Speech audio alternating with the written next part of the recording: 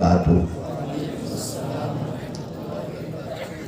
میرے پیارے آقا صلی اللہ تعالی علیہ وسلم کے پیارے دیوانوں، جس آیہ کریمہ کی تلاوت کا میں نے شرف حاصل کیا، اس سے متعلق کچھ معروضات پیش کرنے سے پہلے آقا کریم رؤوف الرحیم علیہ التحیۃ والتسلیم کی بارگاہ بے کس پناہ میں جس طریقے سے میں پڑھاؤں، عقیدت و محبت میں ڈوب کر اسی طریقے سے درود و سلام کا نذرانہ پیش کریں۔ الصلاۃ والسلام علیک یا رسول اللہ، الصلاۃ والسلام علیک یا حبیب اللہ، الصلاۃ والسلام علیک یا نبی اللہ، الصلاۃ والسلام علیک یا نور اللہ، وعلی آلک و اصحابک یا حبیب اللہ، صلی اللہ تعالی علیہ وسلم۔ بے سبب بخش دے نہ پوچھ عمل، بے سبب بخش دے نہ پوچھ عمل، نام غفار ہے تیرا یا رب۔ تو نے میرے ذلیل ہاتھوں میں دامن مصطفیٰ دیا یا رب، اس نکمے سے کچھ کام لے ایسا، یہ نکمہ ہو کام کا یا رب۔ میرے پیارے آقا صلی اللہ تعالی علیہ وسلم کے پیارے دیوانوں، اس وقت ہم اور آپ حفاظ کے جشن دستار کے اندر حاضر ہیں، اور آپ میں سے کوئی بھی فرد جب تک کہ ان حفاظ کی دستار نہ ہو جائے اس وقت تک یہاں سے جانے کی کوشش نہ کرے۔ علماء ذوی الاحترام اور وہ اساتذہ جنہوں نے بچوں کے سینے کے اندر قرآن مقدس کو محفوظ کرنے کے لیے رات و دن محنت و مشقت کی، ان کی خواہش تو یہی تھی کہ میرے بیان سے پہلے دستار ہو جائے، لیکن قلت وقت دامنگیر، اس وجہ سے میں نے چاہا کہ پہلے گفتگو ہو جائے۔ ان کو ڈر تھا کہ آپ لوگ کہیں بیان کے بعد بھاگ نہ جائیں، تو میں نے کہا مجھے روکنا بھی آتا ہے، تو روکیں گے نا انشاءاللہ۔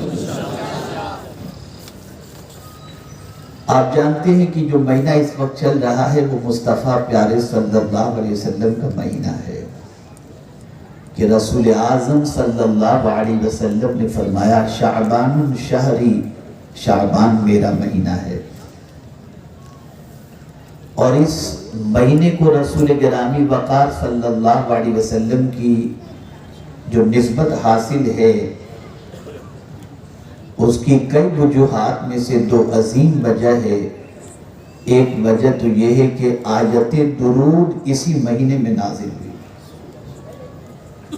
اور دوسری وجہ یہ ہے کہ اس ماہ مبارک کی 15ویں شب کو بیت المقدس کی بجائے اللہ تعالیٰ نے کعبہ کو قبلہ بنا دیا۔ آئیے ہم سمجھتے ہیں جو مقدس رات آنے والی ہے، اس مقدس رات میں ہمیں کیا کرنا چاہیے، اور سب سے زیادہ کس چیز کی فکر کرنی چاہیے۔ میں ابھی سفر کے دوران پڑھ رہا تھا ایک کتاب، اس میں حضرت عبداللہ ابن مسعود رضی اللہ تعالیٰ عنہ کا ایک قول نظروں سے گزرا کہ آپ ارشاد فرماتے ہیں ایک مومن کے لیے سورہ نساء کی 4 آیتیں دنیا و ما فیہا سے بہتر ہیں، اور ان 4 آیتوں کے بارے میں ارشاد فرماتے ہیں کہ یہ 4 آیتیں سرمایہ زندگی ہے۔ انہی میں سے ایک آیت کی تلاوت کا میں نے شرف حاصل کیا، ان اللہ لا یغفر ان یشرک بہ ویغفر ما دون ذلک لمن یشاء۔ بے شک اللہ رب العزت جل جلالہ شرک کو معاف نہیں فرماتا، اس کے علاوہ وہ جو بھی گناہ چاہے معاف فرما دے۔ مغفرت، اللہ کا معاف کرنا، اللہ کا اپنے بندوں کو بخش دینا، یہ بہت بڑا انعام ہے۔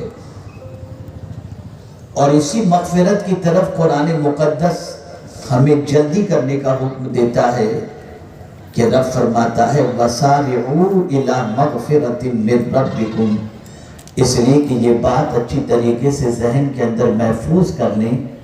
اگر رب قدیر جل جلالہ نے پکڑ لیا اور سوالات کا سلسلہ شروع ہوا تو ہم میں کا کوئی ایسا نہیں جو نجات پا سکے۔ اللہ اپنے فضل سے ہمیں بخش دے، یہ اس کا بہت بڑا کرم ہوگا۔ اگر ہم قرآن کی دوسری آیتوں کو دیکھتے ہیں مغفرت سے متعلق تو ہماری عقل دنگ رہ جاتی ہے۔ اے رسول گرامی وقار صلی اللہ علیہ وسلم کے دیوانوں، اللہ سے بخشش طلب کرنا، اللہ سے معافی طلب کرنا، اللہ سے مغفرت کا پروانہ حاصل کرنا، یہ اتنا عظیم کام ہے، اور یہ جسے نصیب ہو جائے گویا اس کی دنیا اور آخرت دونوں سنور گئی۔ اسی لیے فرمایا گیا اس راستے پر چلو جس راستے پر چلنے کے بعد تمہیں اللہ کی طرف سے مغفرت کا پروانہ حاصل ہو جائے۔ آپ ذرا دیکھیں تو صحیح، مرنے والے جب مر جاتے ہیں ان مرنے والوں کے لیے کون سی دعا کی جاتی ہے؟ تو قرآن میں دعا موجود ہے، ربنا اغفر لنا ولإخواننا الذین سبقونا بالایمان۔ اسی طریقے سے آپ دیکھیں ایک مرنے والا مرد جب مر جاتا ہے یا عورت مر جاتی ہے تو نماز جنازہ جب ہم ادا کرتے ہیں تو دعائے میت پڑھتے ہیں تو کیا مانگتے ہیں؟ پہلے اللہم اغفر لحجنا و میتنا۔ پتہ چلا زندوں کے لیے بھی اللہ کی طرف سے معافی کا پروانہ نصیب ہونا یہ بہت بڑی سعادت ہے، اور مردے کے لیے بھی بخشش کا پروانہ نصیب ہونا یہ بہت بڑی سعادت کی بات ہے۔ لیکن آج کا مسلمان مغفرت کو کوئی ہلکی چیز سمجھتا نظر آ رہا ہے۔ اللہ سے معافی مانگنے کے سلسلے میں، اللہ سے بخشش طلب کرنے کے سلسلے میں آج کے مسلمانوں کو خیال ہی نہیں ہے۔ میرے پیارے آقا صلی اللہ علیہ وسلم کے پیارے دیوانوں، یاد رکھیں وہ اگر حساب لینے پر آئے تو آپ اور ہم اس کو حساب دینے کی طاقت نہیں رکھتے۔ وہ اگر ایک نعمت کے بارے میں سوال پوچھ لے تو اس کی ایک نعمت کا سب جو ہے اس کے احسان کا بدلہ ہماری زندگی کی ساری عبادتیں اس کی نعمت کا بدلہ نہیں بن سکتی، نہ نعمت کا شکریہ ادا کر سکتی ہیں۔ اے رسول گرامی وقار صلی اللہ تعالی علیہ وسلم کے پیارے دیوانوں، تاجدار کائنات صلی اللہ علیہ وسلم کی حیات طیبہ کا مطالعہ کریں تو آپ کو پتہ چلے گا پیغمبر رحمت صلی اللہ علیہ وسلم نے ہمیں قدم قدم پر اللہ سے مغفرت حاصل کرنے کا حکم عطا فرمایا، اور خود طریقہ رسول اعظم نے عطا فرمایا۔ یہاں تک فرمایا جب مومن دو مومن ملاقات کریں تو ملاقات کے وقت کے کلمات کیا بتائے؟ یغفر اللہ لنا ولکم، اللہ تمہاری بھی مغفرت فرمائے اور ہماری بھی مغفرت فرمائے۔ پتہ چلا مغفرت بہت عظیم چیز ہے، مغفرت بہت عظیم سرمایہ ہے۔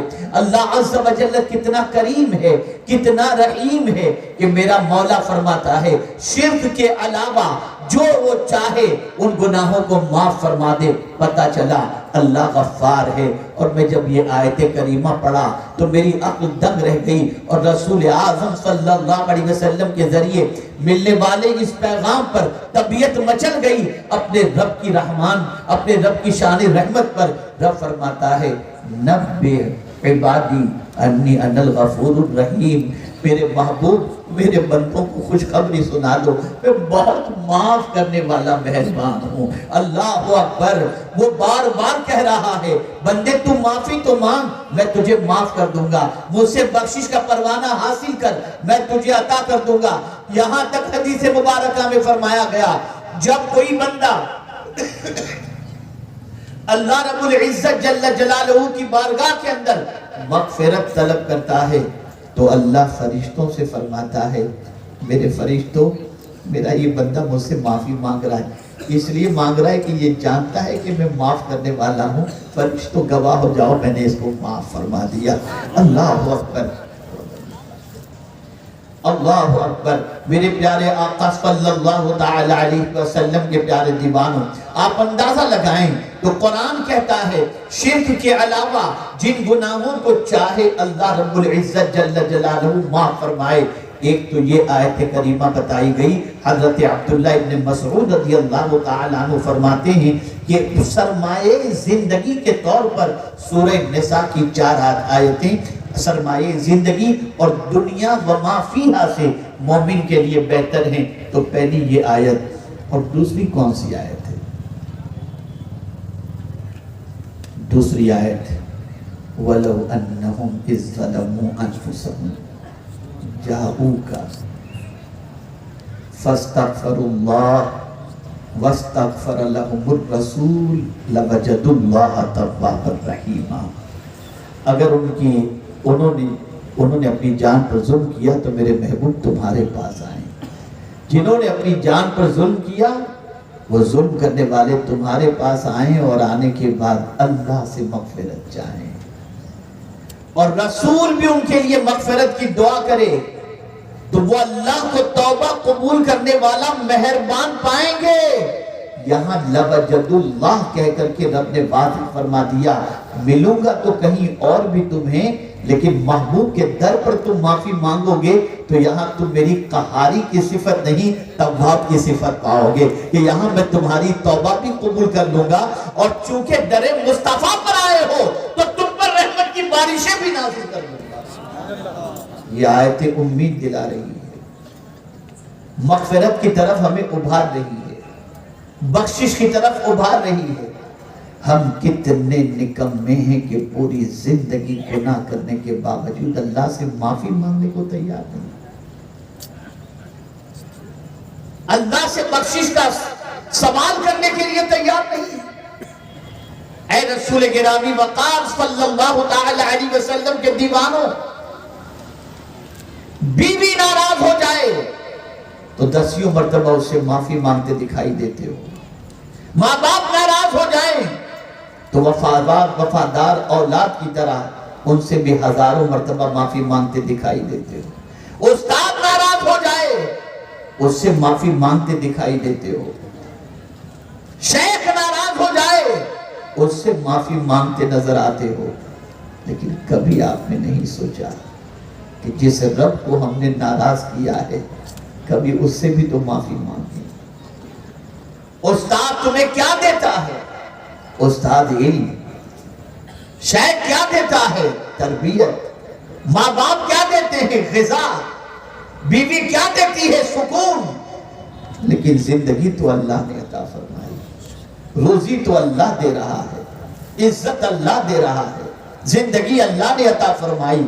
کبھی یہ خیال نہیں آتا کہ جس رب کو ہم نے ناراض کیا ہے ذرا اس سے بھی معافی مانگیں، اس کو بھی راضی کرنے کی کوشش کریں، اس کو بھی منانے کی کوشش کریں۔ اے رسول گرامی وقار صلی اللہ تعالی علیہ وسلم کے دیوانوں، یہ بات ذہن کے اندر محفوظ کر لو، دنیا کے سارے انسانوں کو منانے میں تکلیف تو ہوتی ہے اور بڑی کٹھنائیوں سے گزرنا پڑتا ہے، لیکن میرا رب اتنا کریم ہے، اتنا کریم ہے کہ اس کو منانا بہت آسان ہے۔ جہاں آنکھوں سے چند آنسو کے قطرے نکلے کہ اس کی رحمت ہم پر نچھاور ہو جاتی ہے اور ہمارے گناہوں کو معاف فرما دیتی ہے۔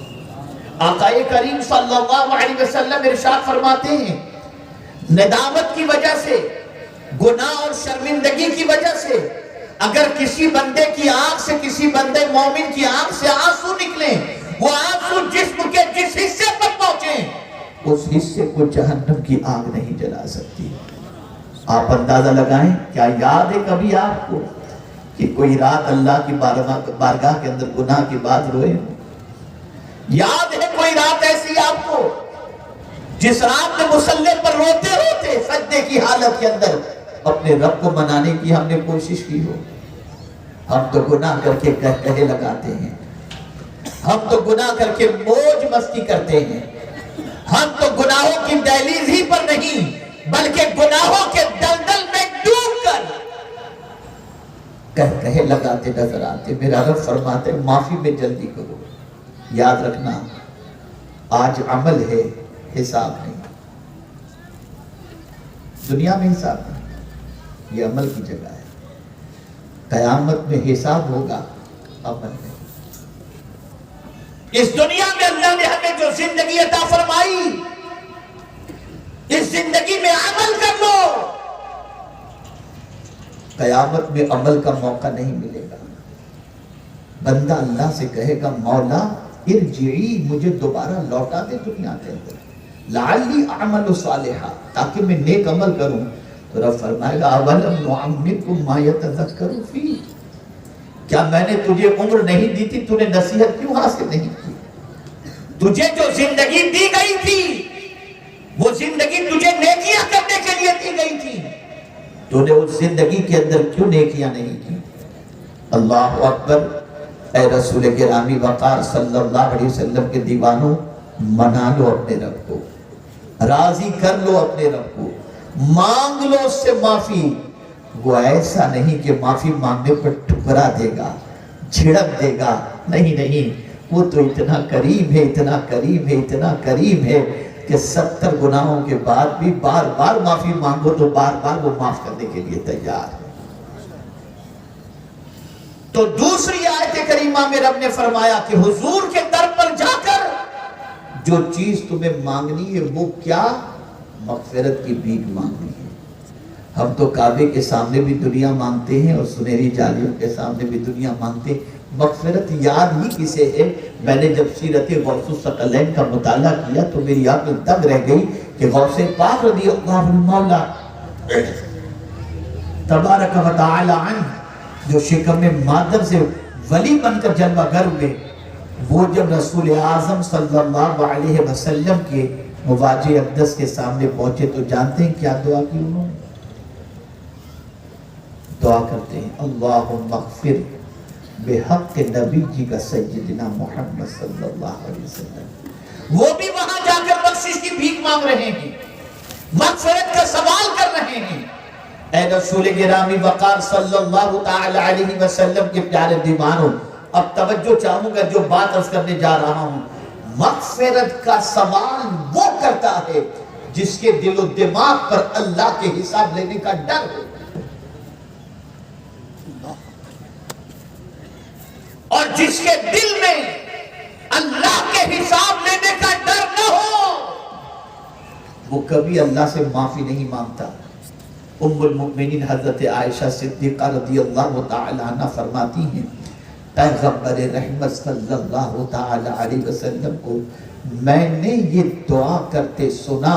کون سی دعا؟ رسول اعظم دعا کرتے اللہم حاسبنی حسابا یسیرا. اللہ اکبر. وہ رسول جس کے دامن میں اگر کوئی پناہ حاصل کر لے تو اللہ اسے بخش دے. وہ رسول اللہ کی بارگاہ میں امت کی تعلیم کے لیے یہ دعا کرتے نظر آتے ہیں. میرے امام کہتے ہیں وسعتیں دی ہیں خدا نے دامن محبوب کو، جرم کھلتے جائیں گے اور وہ چھپاتے جائیں گے. اے رسول اعظم صلی اللہ علیہ وسلم کے دیوانوں، ڈرو اللہ سے. اگر وہ حساب لینے پر آئے گا ہم حساب نہیں دے سکتے، اگر وہ پوچھ لے تو ہمارے پاس کوئی جواب نہیں بن پڑے گا. اس سے پہلے کہ وہ حساب لے ہم اللہ کی بارگاہ میں مغفرت حاصل کریں، اللہ کی بارگاہ میں بخشش کا پروانہ حاصل کرنے کے لیے مغفرت کی بھیک مانگتے رہیں. اس نے جا بجا فرمایا وَهُوَ الْغَفُورُ الْوَدُودُ. اس نے فرمایا نبّ عبادی انی انا الغفور الرحیم. اس نے فرمایا انی لغفار لمن تاب وآمن وعمل صالحا. جا بجا وہ فرما رہا ہے ارے میرے بندو مجھ سے معافی تو مانگو، میں تمہارے گناہوں کو معاف کر دوں گا. لیکن بندے گناہ کر کے نعمتیں تو مانگ رہے ہیں، مغفرت مانگنے کے لیے تیار نہیں. تیسری آیت ان تجتنبوا کبائر ما تنہون عنہ نکفر عنکم سیئاتکم وندخلکم مدخلا کریما. حضرت عبداللہ ابن مسعود رضی اللہ تعالی عنہ اس تیسری آیت کا تذکرہ فرماتے ہیں کہ جو 4 آیتیں دنیا و ما فیہا سے مومن کے لیے بہتر ہیں ان میں سے تیسری آیت یہ ہے ان تجتنبوا کبائر ما تنہون عنہ نکفر عنکم سیئاتکم، اگر تم گناہ کبیرہ سے بچو تو اللہ تعالیٰ اسی بچنے کو چھوٹے گناہوں کا کفارہ بنا دے گا۔ اور پھر یہی نہیں، گناہوں سے بچنے کے عوض کے اندر اللہ تمہیں عزت والے گھر میں داخل فرمائے گا، اور کمال کی بات ہے فرماتے ہیں وَنُدْخِلْكُمْ، ہم تم کو داخل کریں گے۔ اور جب قدرت کسی کو جنت میں داخل کرے تو کس کی مجال کے کوئی جنت سے نکال دے، اور بتا دیا تمہارے محل وہ عزت والے نہیں ہیں، اگر عزت والے گھر میں داخل ہونا ہے تو عزت والا گھر جنت ہے، عزت والا گھر وہ مقام ہے۔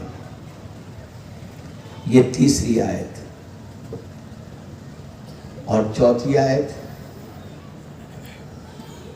میرے پیارے آقا صلی اللہ تعالی علیہ وسلم کے پیارے دیوانوں، وَمَنْ يَعْمَلْ سُوءًا أَوْ يَظْلِمْ نَفْسَهُ ثُمَّ يَسْتَغْفِرِ اللَّهَ يَجِدِ اللَّهَ غَفُورًا رَحِيمًا، جس نے گناہ کیا یا اپنی جان پر ظلم کیا، وَمَنْ يَعْمَلْ سُوءًا أَوْ يَظْلِمْ نَفْسَهُ، اللہ اکبر، جس نے گناہ کیا، برا کام کیا یا اپنی جان پر ظلم کیا، پھر اللہ سے اس نے مغفرت طلب کی، گناہ کرنے والے نے معافی مانگی، تو رب فرماتا ہے اللہ عز و جل کو معاف کرنے والا مہربان پائے گا۔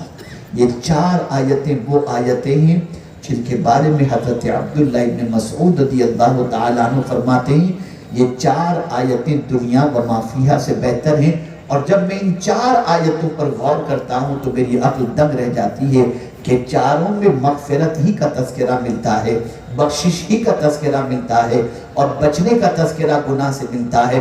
اب آئیے میں سمجھاتا ہوں، چلو 15ویں شب قریب ہے، جانتے ہیں یہ بڑی رات اللہ کیوں عطا کر رہا ہے، بڑے دن کیوں اللہ عطا فرما رہا ہے، تاکہ ان بڑے دنوں اور رات کے اندر اللہ سے مغفرت کا پروانہ حاصل کرو، اللہ سے مغفرت مانگو، اللہ بخش دے۔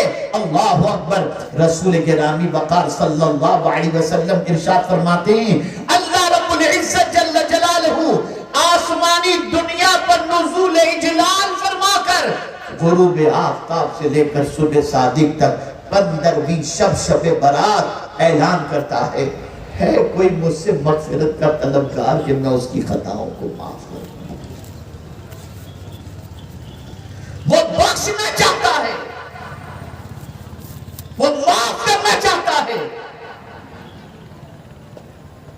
اور سرکار صلی اللہ علیہ وسلم نے فرمایا بنی کلب کی بکریوں کے بالوں کی تعداد کے برابر یا اس سے زیادہ کی اللہ تعالیٰ شب برات میں مغفرت فرماتا ہے۔ لیکن میں یہاں آ کے گھبرا گیا، یہاں تک پہنچ کر تو ٹھیک امید بن گئی، لیکن آگے کی بات پر پہنچنے کے بعد گھبرا گیا کہ سرکار فرماتے ہیں صلی اللہ علیہ وسلم چند لوگ ایسے ہیں جن کی اس عظمت والی رات کے اندر بھی مغفرت نہیں ہوتی، ان میں سے تقریباً احادیث کے اندر جو خاص طور پر چیز ملتی ہے ایک شرک کی اور دوسری کینے کی۔ کسی مومن کے لیے سینے میں کینہ رکھنے والا، بغض رکھنے والا، اللہ تعالیٰ اس مقدس رات میں جس میں بنی کلب کی بکریوں کے بالوں کی تعداد کے برابر یا اس سے زیادہ لوگوں کی مغفرت فرماتا ہے، اس نجات والی رات میں سینے میں کینہ رکھنے والے کی مغفرت نہیں فرماتا۔ اب کینہ کسے کہتے ہیں اسے بھی سمجھو۔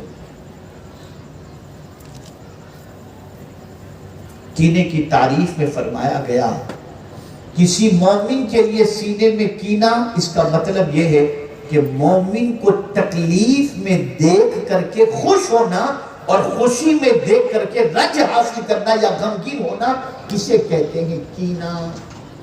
اب آپ تلاش کر لو مسلم امہ کے اندر، آپ تلاش کر لو مومن سوسائٹی کے اندر، آپ جھانک کر کے دیکھ لو، دو بھائیوں کے درمیان ایک بھائی دوسرے بھائی کی خوشی دیکھنے کو تیار ہے، ایک بھائی دوسرے بھائی کے غم کو دیکھ کر یا خوشیاں مناتا ہے یا خوشی میں دیکھ کر کے افسردہ ہو جاتا ہے اور سوچتا ہے کہ اس کو اتنی اچھی زندگی کیوں؟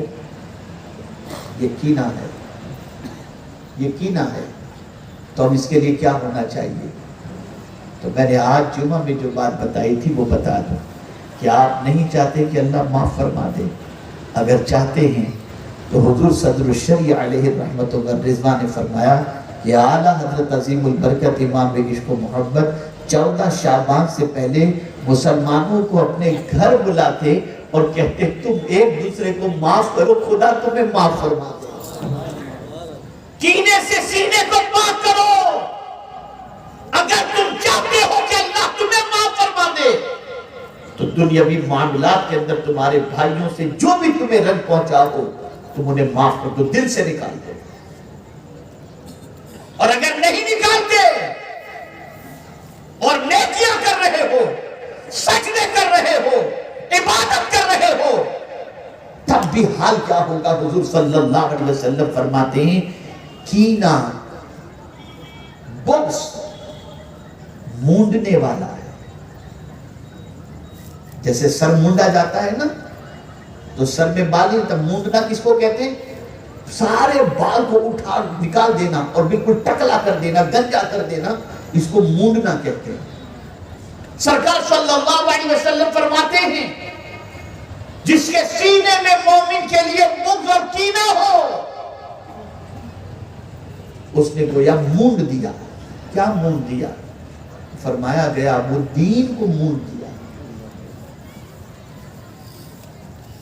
اور یہ مونڈنا اس طریقے سے ہے کہ اس کی زندگی کی ساری نیکیاں اس کے دفتر سے خالی ہو گئی۔ ہم سمجھتے ہیں ہم ساجد ہیں، عابد ہیں، لیکن بغض و کینے کی بنیاد پر یہ حال ہوتا ہے۔ تو شب برات کے آنے سے پہلے معافی مانگو اللہ کی بارگاہ میں بھی، اور جن بندوں کا دل دکھایا ہو، آپس میں رنجش ہوئی ہو، تو ایک دوسرے سے معافی مانگو، اور یاد رکھیں صرف زبان سے نہیں دل سے معاف کرو، اس لیے کہ زبان سے تمہارے کلمات سامنے والا سنتا ہے اور دل کی کیفیت کو خدا دیکھ رہا ہے۔ اگر چاہتے ہو کہ اللہ معاف فرما دے تو پہلے تم ایک دوسرے کو معاف کرو۔ اس مقدس رات کے آنے سے پہلے ماں کو ستائے ہو معافی مانگو، باپ کو ستائے ہو معافی مانگو، بھائی کو ستائے ہو معافی مانگو، کسی بھی مومن کو ستائے ہو معافی مانگو۔ آج تم معافی مانگ لو گے اور وہ معاف کر دے گا تو خدا تمہیں معاف فرما دے گا۔ اور یہ بھی سن لو، کچھ اکڑو لوگ بھی ایسے ہوتے ہیں کہ معافی مانگنے پر کہا ہم تو قیامت تک معاف نہیں کریں گے، اکڑ جاتے ہیں۔ تو وہ بھی سن لیں، رسول اعظم صلی اللہ علیہ وسلم نے ارشاد فرمایا جو شخص کسی معاف کرنے والے کو معافی مانگنے والے کو معاف نہیں کرتا، جو شخص کسی معافی مانگنے والے کو معاف نہیں کرتا، سرکار فرماتے ہیں کل بروز قیامت وہ میرے حوض کوثر پر نہ آئے میرے حوض کوثر پر۔ اس پیاس کے موقع پر سوائے حوض کوثر کے کہاں سے جام کوثر نصیب ہوگا؟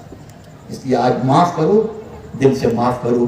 اور سن لو، بظاہر آپ ان بچوں کو دیکھیں گے جنہوں نے حفظ مکمل کیا، ان کو سند سے نوازا جائے گا، ان کے سر پر دستار سجائی جائے گی، لیکن کبھی ان کو بیچارہ مت سمجھنا اور ہلکا مت سمجھنا۔ آپ کا بیٹا اگر کوٹ پینٹ پہن کر بڑی انگریزی اسکول کے اندر جا رہا ہے اور یہ پھٹے پرانے کپڑوں کے اندر ملبوس یہ بچہ چٹائی پر بیٹھ کر قرآن حفظ کر رہا ہے، اگر ان کو تم نے حقارت کی نظر سے دیکھا تو حضور صلی اللہ علیہ وسلم فرماتے ہیں کہ منافق ہی کسی حافظ کو تحقیر کی نگاہ سے دیکھتا ہے۔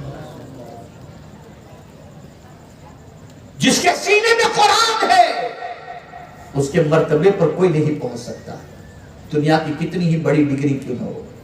انہیں حقارت کی نظر سے نہ دیکھو، انہیں ذلیل نہ کرو، انہیں رسوا نہ کرو۔ میں مبارکباد پیش کرتا ہوں मरहूम मौलाना जसीम रज़वी साहब अलैहि रहमा को, जिन्होंने बड़ी काविशें की यहाँ पर, और इसी के साथ मौजूदा वो उलमा और हुफ़ाज़ जो रातों दिन मेहनत करके इन बच्चों के सीनों में जिन्होंने कुरान को महफूज किया, ये सदा मुबारकबाद के मुस्तहिक हैं। और मैं दुआ करता हूँ कि हाफिज होने वाले तलबा को अल्लाह ताला दोनों जहां की भलाइयाँ नसीब फरमाए, इनके वालिदैन को भी नसीब फरमाए, और इनके पढ़ाने वाले और इदारे के ताउन करने वालों को भी नसीब फरमाए। आपने बहुत पुरमस खिताब मुझसे पेशर मौलाना सैयद अमीनुल कादरी साहब से समाअत फरमाया होगा, और मैं हमेशा आकर उनकी तकरीर में मुखिल हो जाता हूँ और वो फौरन तकरीर ख़त्म करते हैं, और फिर मेरी गुफ्तगू जो है उनकी गुफ्तगू अधूरी रह जाती है। इंशाअल्लाह फिर कभी आप आराम से इनको सुनिएगा। अर्ज़ करने का मंशा ये है कि आज हम और आप जहाँ इस्लाह मुआशरा कॉन्फ्रेंस में शरीक हैं, वहीं पर जश्न दस्तार फजीलत भी दस्तार हिफ्ज़ है, उसमें भी हम शरीक हैं। अल्लाह अज़्ज़ व जल इन हुफ़ाज़ बच्चों के सदक़े में अल्लाहु अकबर, अल्लाहु अकबर, अल्लाहु अकबर। मैंने कल एक हदीस मुबारका सुनाई सूरत की सरज़मीन हाफिज के बारे में, सुनेंगे आप? जी। अल्लाहु अकबर, अल्लाहु अकबर।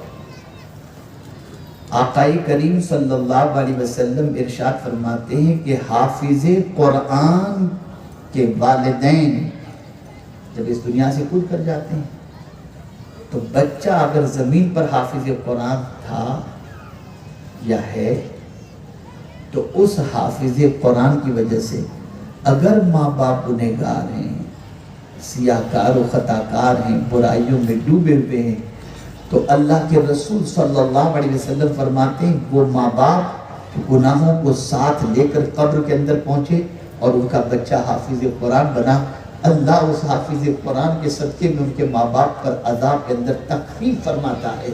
ये तो यहाँ तक हुआ, और आगे हुज़ूर फरमाते हैं सल्लल्लाहु अलैहि वसल्लम, अगर उस हाफिज़ कुरान के माँ बाप काफिर भी हो तो अल्लाह उनके अज़ाब में भी तख़फ़ीफ़ फरमाता है। ये है हाफिज़ कुरान का मकाम।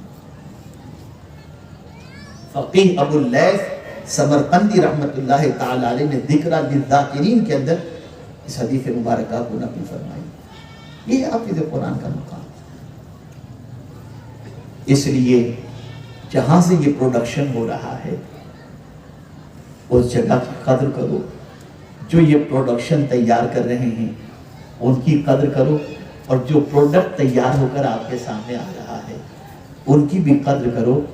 और कभी आपके जहन में ये ख्याल आ जाए, अरे बेचारे ये बच्चे तो समझ लेना शायद सीना कमा हक कहूँ रसूल आज़म की मोहब्बत से मुनव्वर नहीं है, इसलिए कि जिसको अल्लाह ने कुरान के ज़रिए इज़्ज़त दी हो तुम उसको दुनिया के मामले के ज़रिए और दुनिया के इल्म के ज़रिए हक़ीर नहीं कर सकते।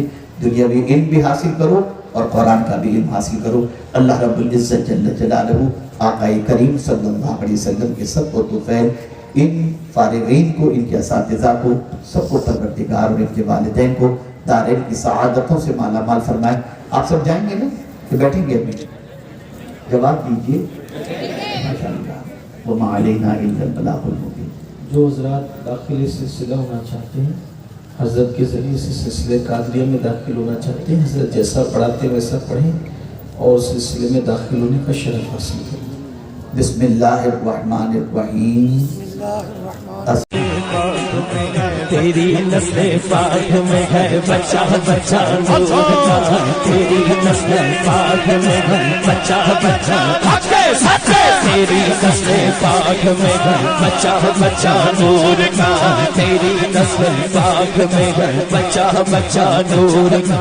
तू है ऐने नूर तेरा, तू है